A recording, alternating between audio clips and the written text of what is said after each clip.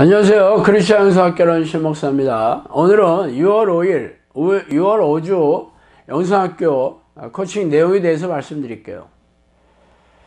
동물의 왕국은 우리가 어릴 적부터 즐겨보던 교육방송이었습니다.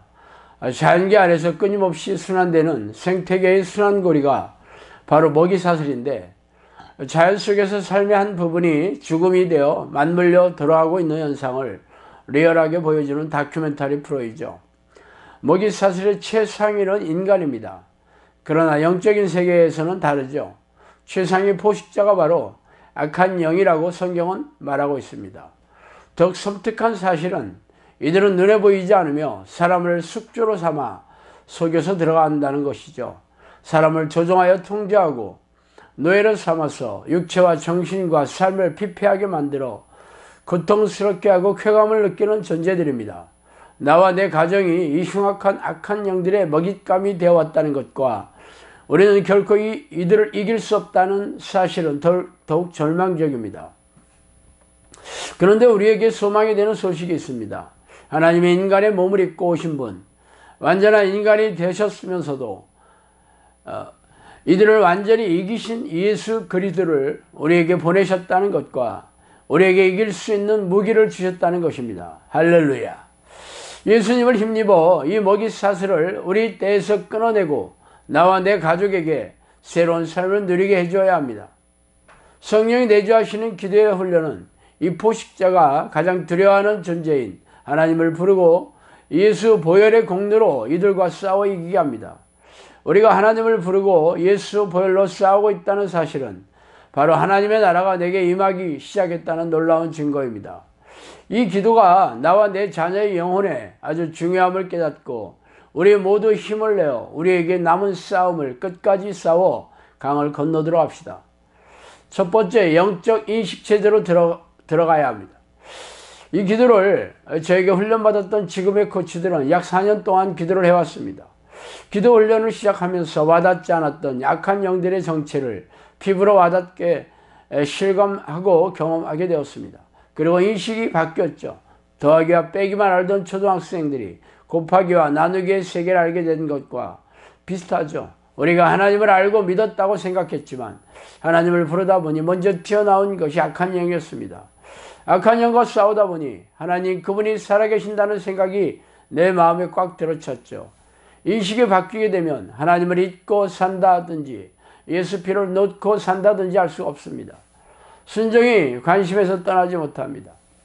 잊어버린다는 것은 나의 인식체계가 깨뜨려진 적이 없는 것이죠. 큐리 부인이 라듐이라는 방사선을 내는 원소를 처음 발견했을 때 세상은 이 원소가 존재하는지도 몰랐지만 지금은 라듐의 존재는 당연합니다.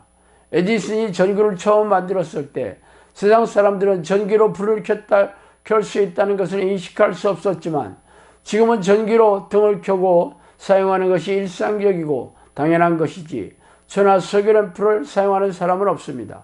내 인식체계를 뒤집으세요. 우리의 이성적이고 합리적이고 경험적인 인식체계가 하나님과 악한 영들을 인식하는 영적 체계로 바꿔야 합니다. 그래야 영적 싸움을 제대로 할 수 있고 악한 영들이 쳐놓은 먹이사슬을 깨뜨릴 수 있습니다. 두 번째는 죄와 싸움입니다. 자, 코칭 내용대로 기도하지만 훈련생의 내공에 따라 다르게 기도할 수 있죠. 올바르지 않은 기도는 귀신이 깔아놓은 링 위에서 기도하는 것입니다. 기도는 실컷 하고서 기도가 끝나면 염려나 걱정, 낙심 등의 불신앙을 받아들이고 있죠. 기도하는 시간에도 예수 피로 싸우면서 장렬하게 1시간 또는 2시간을 채우는데 이 장렬한 기도를 마친 후에는 내가 할 바를 다 했다고 생각하며 귀신과 싸우기를 멈춥니다. 귀신과 싸운다는 것은 죄와 싸우는 것을 의미합니다. 기도하는 시간보다 기도가 끝난 후에 죄에 더 많이 노출되어 있다는 것을 잊으면 안 됩니다. 기도 자리에서 하나님을 부르는 일에도 귀신과 싸워야 하지만 기도가 끝나면 링에 올라가서 귀신이 주는 죄와 본격적인 싸움을 시작하게 된다는 것을 기억하셔야 합니다. 기도 시간에 오는 증상들만 공격이 아닙니다. 이런 공격들은 속이는 것들도 있을 수 있죠. 진짜 센 공격은 생각으로 오는 미혹입니다. 이 공격은 24시간 계속됩니다. 로마서 1장과 디모데후서 3장에 나오는 죄들과 피 터지게 싸우셔야 합니다. 올바른 기도는 그 결과가 일상의 삶에서 죄와 피 터지게 싸우는 것으로 나타납니다. 기도를 전심으로 하고 있을 때 내 삶에 찌들어 있는 죄가 가슴에 북받쳐 올라와서 기도를 못할 지경이 됩니다. 당연히 이 죄들을 버리기 위해 몸부림치며 예수 피로 싸우게 됩니다. 귀신이 주는 증상과 싸우지 말고 무시하세요. 본질은 죄와 싸우는 것입니다. 세 번째로 죄를 인지하셔야 합니다. 하나님 앞에서 의인이 아니면 죄인만 존재합니다. 우리가 열심히 기도해 왔지만 왜 아직 의인이라고 인정받지 못할까요? 아직 하나님이 원하시는 믿음에 이르지 못했기 때문입니다. 아브라함의 믿음은 하나님께서 인정해 주셨기에 조카 롯을 위해 기도했을 때 소돔에서 건지심으로 입었습니다. 의인의 기도는 역사하는 힘이 많다고 했죠. 내 기도가 아직 역사하는 힘이 없다면 아직 나는 죄인이겠죠. 우리는 도둑질, 살인, 횡령, 폭행 등 법에 저촉되는 범죄를 하며 살지는 않기 때문에 내가 죄인이라는 것이 실감이 나지 않습니다. 그러나 성경에서 이 죄는 하마르티아, 즉 관역에서 벗어나는 것입니다. 하나님께서 의도하시는 뜻과 하나님이 요구하시는 수준과 다르게 사는 것입니다. 너의 행사를 다 맡기라 하셨으므로 맡기지 않은 것은 다 죄입니다. 겉으로는 남편, 자식, 재정, 건강 등의 문제에 대해 하나님께 맡긴다고 생각하지만 막상 현실에서 부딪히게 될 때 왜 이렇게 사는 게 힘드냐, 언제까지 이렇게 살아야 하나 등과 같은 생각을 받아들이고 있다면 이미 낙심의 상태인 것이고 불신앙이라는 죄의 덫을 밟은 것입니다. 전기가 끊어진다는 경고장이나 밀린 관리비 등의 독촉장이 날아왔을 때 마음이 어두워진다면 맡기는 믿음이 아니라 내가 문제를 끌어안고 있다는 것이죠. 걱정거리가 없어져야 평안한 게 아닙니다. 내가 할 수 있는 게 없다고 믿으면 걱정을 안 합니다. 이 기도를 하면서 마음이 어두워지는 것을 방치하고 회개 기도를 철저히 안 하고 있다면 죄를 인지하지도 못하고 싸우지도 못하는 것입니다. 걱정과 염려와 낙심을 용납하지 말고 철저히 쳐내는 훈련을 하세요. 네 번째는 믿는 자에게 있어야 할 표정입니다. 캐나다에서 오셔서 기도 훈련하신 장로님의 모친께서는 평생 하나님을 모르고 지내시다가 기적을 경험하고 뒤늦은 연세에 예수님을 믿게 되었는데 이분이 회심하고 난 이후에는 불꽃 같은 삶을 사시다가 소천하셨다고 합니다.